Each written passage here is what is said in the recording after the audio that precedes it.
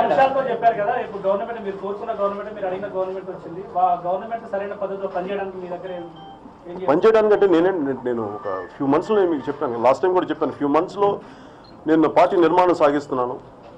అలాగే ఏ స్థాయిలో అయితే నాకు నేను ప్రజల్లోకి వెళ్తాను నెమ్మదిగా, ప్రతి ఒక్కరికి నేను పార్టీ నిర్మాణం జరగాలి. ఆ విధంగా ఏ సమస్యలు అయితే లోకల్ సమస్యలు కానీ, నియోజకవర్గ సమస్యలు అవ్వచ్చు, లేదంటే రాష్ట్ర స్థాయి సమస్యలు అవ్వచ్చు, రెండు ప్రాంతాల్లో అటు తెలంగాణలోను ఇటు సీమాంధ్రలోను రెండింటి నేను హ్యాండిల్ చేస్తాను.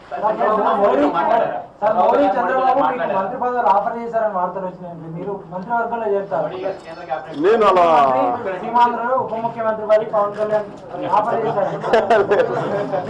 అలా పదవుల కోసం అయితే నేను వేరే వ్యక్తిలో ఉండేవాడిని కదా, ఎన్ని అవసరం లేకుండా ముందే వచ్చేవాడిని కదా. నాకు లేదు అసలు అలాంటి డిస్కషన్స్ నేను రానివ్వలేదు, అలాంటి మనసు నాకు లేదు. బేసిక్ ఇప్పుడే చంద్రబాబు నాయుడు అయితే పొద్దున్నే మాట్లాడాను, ఒక 10:30, 11 మధ్యలో మాట్లాడాను. అలాగే మోడీ గారి ఆఫీస్ నుంచి కూడా communication and I wanted to be very constructive అండి. ఇప్పుడు చాలా కనీసం నాకు కార్యవర్గం కూడా చాలా తక్కువ ఉంది. నేను మెల్లిగా నిర్మాణం సాగిస్తాను.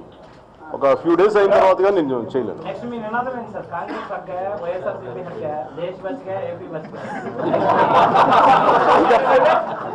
అలాగే కాదు, కాంగ్రెస్ హక్కా దేశం ఇంకా లేదు, వాళ్ళ రూట్స్ ఎక్కడ పోతాయి, ఇంకా చాలా ఉంటాయి. నేను అనేది ఏంటంటే ప్రతి ఒక్కరు బాధ్యత గల పౌరులాగా ఉండాలి, మంచి బాధ్యత గల లీడర్షిప్ ఉండాలి.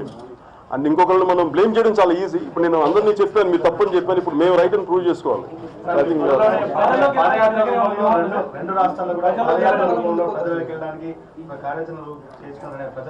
అంటే నాకు పాదయాత్ర చేయడం చాలా ఈజీ, కానీ నన్ను నడవనిస్తారు లేదని నాకు సమస్య.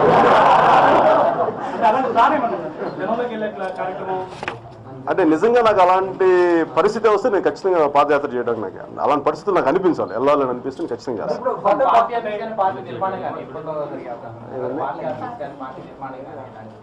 చూశారు కదా, నాకు ఆఫీస్ లేదు,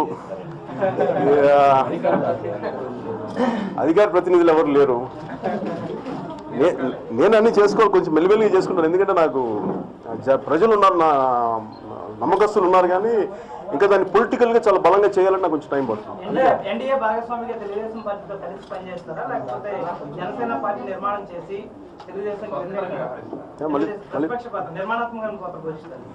అంటే నాకు అంత స్థాయి లేదు. ఫస్ట్ నిర్మాణాత్మకంగా పోషించే స్థాయి ఇంకా నాకు రాలేదు. ఎందుకంటే నాకు నిజంగా నేను ఒక్కడిని ప్రస్తుతానికి ముఖ్యంగా ఉన్నారు కానీ వీళ్ళందరినీ ఒక నేను 1 or 2 years తర్వాత నేను ఆ మాటకి సమాధానం చెప్తాను. 2014లో 2 రాష్ట్రాల్లో మీరు పోటీ చేయదలుచుకున్నారు.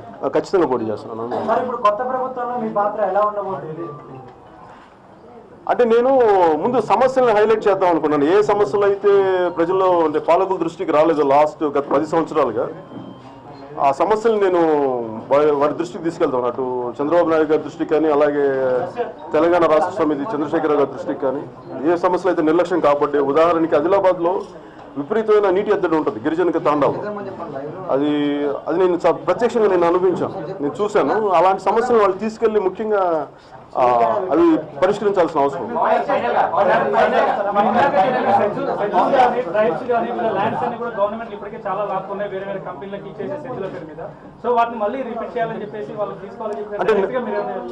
అంటే నేను ప్రస్తుతానికి నేను అంత కన్స్ట్రక్టివ్ ఏం చెప్పలేకపోతున్నాను. అంటే నాకున్న ఆలోచన ఏంటంటే ప్రస్తుతానికి SEZలు ఎంత అయితే అవసరం ఉందో అంతే భూమి ఇవ్వాలి. ఒకవేళ అలాంటి పరిస్థితులు ఏదన్నా మిస్అప్రోప్రియేషన్ ఏదో ఉంటే ఖచ్చితంగా చూడాల్సిన పరిస్థితి ఉంది. గత లాస్ట్ 10 yearsలో ఏవైతే అలాట్ చేశారో, ఎంత SEZలు ఏ పర్పస్గా అయితే తీసుకున్నారో, ల్యాండ్ యూటిలిటీ లేనప్పుడు వాటిని తిరిగి గవర్నమెంట్ ఎక్వైర్ చేసి తిరిగి ఇచ్చే విధంగా ఉండాలని అనుకుంటున్నాను.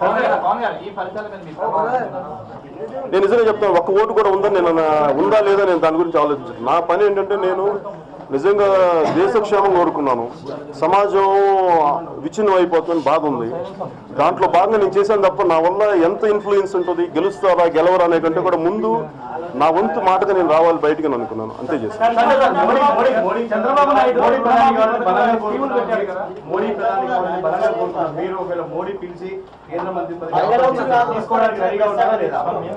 అంటే నాకు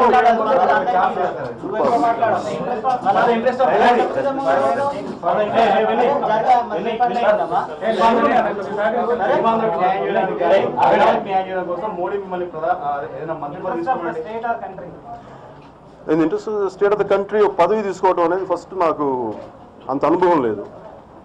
అంటే నాకు కొంత ప్రజల్లో కొంత క్షేత్రస్థాయిలో పనిచేసిన తర్వాత కూడా అంటే నాకు పదవి అనేది ఎలాంటి బాధ్యత, అదేదో నాకు ఎంజాయ్మెంట్ కాదు అది. అందుకే నేను పదవులు తీసుకోవడానికి నేను ఇప్పుడు అసలు ఆ స్థాయిలో నాకు ఆలోచన లేదు. నాకు ఉన్నదల్లా అది బాధ్యత తీసుకోవడానికి నేను వెనకండి, కానీ ఆ బాధ్యత తీసుకోవడానికి నేను దాన్ని న్యాయం చేయగలగాలి. అలాంటి న్యాయం చేయగలిగే పరిస్థితులు ఉంటేనే నేను తీసుకుంటాను తప్ప ప్రస్తుతానికి నాకు వేరే విధంగా ఆదాయం లేదు. నేను చాలా మంది లాగా రాజకీయాల మీద డబ్బులు సంపాదించాను కాబట్టి నాకు సినిమాలే ప్రస్తుతానికి. విశాఖ ప్రజలు విజయమ్మని చిత్తుగా ఓడగొట్టడంలో మీ పాత్ర ప్రముఖంగా ఉందనేటువంటి ప్రశంసలు కూడా వస్తున్నాయి. ఈస్ట్ వెస్ట్ లో మీ పాత్ర అంటే మీరు ఏమంటే టీడీపీ అధికారంలోకి వచ్చిన వాదన అంటే ఇది ఒక సమిష్టి.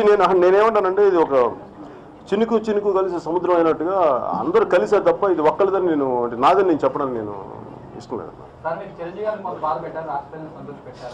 ఖచ్చితంగా బాధ పెట్టాను, అది అందులో అనుమానం లేదు. నాకు బాధగా ఉంది, కానీ ఒకసారి దేశక్షేమం ముఖ్యం కదా, కుటుంబ క్షేమం కంటే.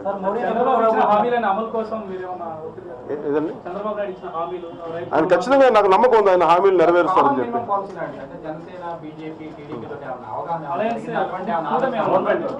ఫ్యూచర్లోనా? ప్రస్తుతం గవర్నమెంట్లో నేను లేదు. సీమాంధ్ర నిర్మాణం చేపట్టాలి, క్యాపిటల్ ఇవన్నీ ఉండాలి. చాలా మిస్అప్రోప్రియేషన్ జరిగింది, రిసోర్సెస్, న్యాచురల్ రిసోర్సెస్ అన్ని. నాకు మెయిన్ వాటి మీద దృష్టి ఉంది. మోడీ గారిని అసలు అంటే నాకు ఎలా ఉంటుందంటే పని చేశాను నీకు అక్కడితో అయిపోయింది, నాకు ఎవరిని కలవాలని కానీ నాకు అంటే నా పని నేను చేశాను. నాకు ఇప్పుడు వెళ్ళి నాకు అర్జెంట్గా ఫోటోలు తీయించుకోవాలని కానీ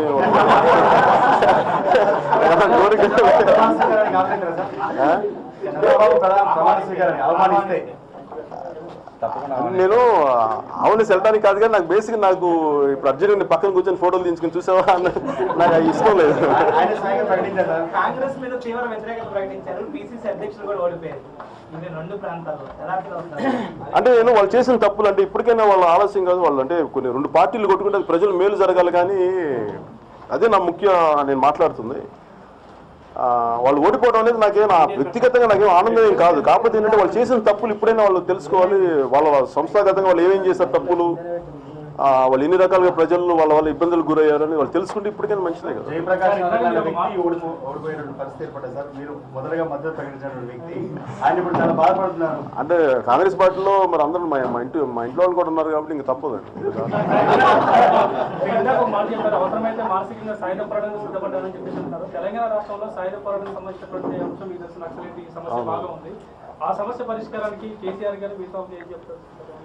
అంటే నేను అనేది వాళ్ళు అసలు అంటే ఎందుకు ఎవరైనా సరే డెవలప్మెంట్ అనేది అడ్డదిడ్డంగా ఒక పద్ధతి పాడు లేకుండా ఉన్నప్పుడు ఖచ్చితంగా ఒక తప్పులు జరుగుతాయి. అలాంటి తప్పులకి వాళ్ళ అంటే సాయుధ పోరాటం చేస్తున్న ఆ సంస్థలు కానీ వ్యక్తులు కానీ వాళ్ళ బాధలు ఏంటి ఇవన్నీ తెలుసుకోవాల్సిన ప్రతి ఒక్కరికి బాధ్యత ఉంది. అంటే ఎవరు కూడా తుపాకీ పట్టుకొని అడవుల్లోకి వెళ్ళి యుద్ధం చేయడం అనేది ఎవరికి సంతోషకరమైనది కాదు. అలాంటి పరిస్థితులు సమాజంలో ఉన్నంతకాలం అలాంటి పరిస్థితులు ఉంటాయి. మరి దాన్ని ఎవరైతే అధికారంలో కూర్చున్నారో వాళ్ళు కంపల్సరీ దాన్ని అడ్రస్ చేయాల్సిన విషయం.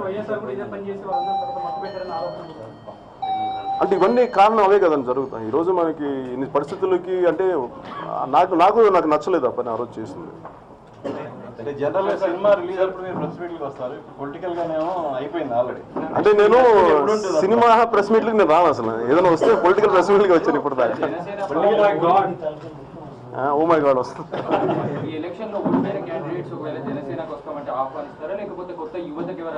మళ్ళీ చెప్పండి.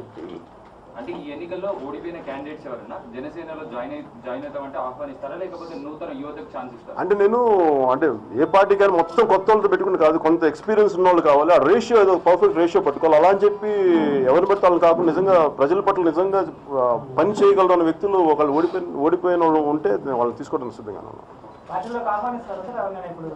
నేను ప్రత్యేకించి అలా ఆహ్వానించి, ఎందుకంటే నాకు అధికారం మీద లేదు, నాకు సిస్టమ్ గుడ్ గవర్నెన్స్ మీదే ఉంది తప్ప నాకు దాంట్లో భాగంగా నేను అధికారం ఎన్నికలు చూస్తాను తప్ప నాకు వ్యక్తిగతంగా వ్యక్తిగతంగా బెనిఫిట్ కోసం నేను పాలిటిక్స్ చూస్తాను. ఆర్గనైజేషన్ అవసరం నేను అనేది ఏంటంటే ఏదండి అదే నేను చేస్తానన్నా దాని గురించి వెనక్కి వెళ్ళట్లేదు. సినిమా పరిశ్రమలో చెప్పాలంటే తమ్ముడు సోమరెడ్డి అన్నయ్య అంటున్నారు. ఏది పొలిటికల్గా అలా అనుకోవడానికి లేదండి, పాలిటిక్స్ లేదని మారచ్చు కదా.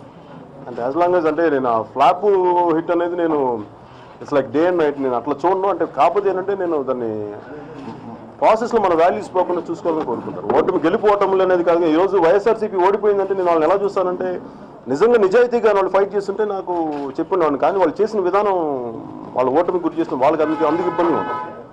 ఇది మా ఇంట్లో కంటే కూడా మీరు ఆ విధంగా చూడండి.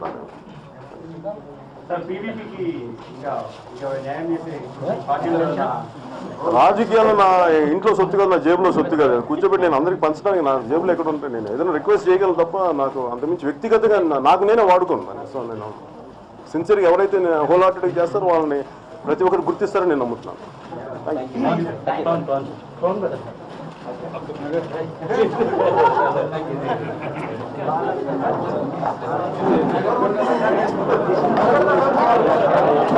యూ.